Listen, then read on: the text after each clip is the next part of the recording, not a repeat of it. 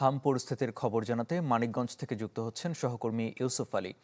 ইউসুফ, হামের মৃত্যুর মিছিল যেন থামছে না। টিকা দেওয়ার পরও হামের প্রকোপ না কমায় বিশেষজ্ঞরা আসলে কি বলছেন?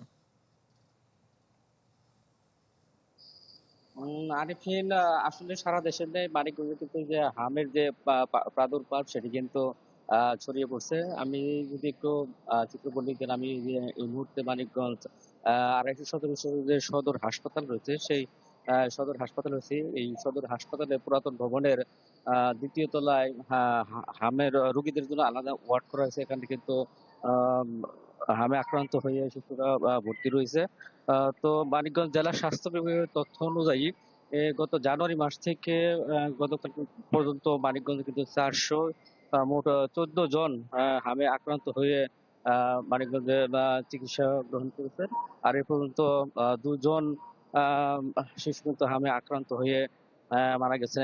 একজনের বাড়ি শিবালয় এবং আরেকজন মানিকগঞ্জের ঘিওর যে উপজেলা রয়েছে, এই উপজেলায়।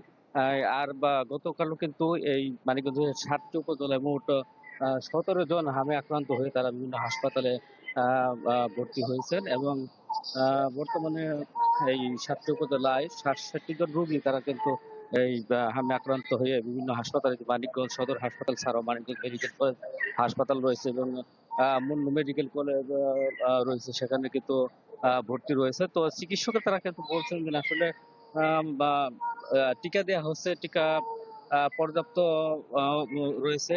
আর গতবার টিকা যে সংকটটা ছিল সে কারণে কিন্তু একটি অন্যতম কারণ যে হামের প্রাদুর্ভাব সারা দেশে ছড়িয়ে পড়ছে, এটি কিন্তু তারা মনে করছেন।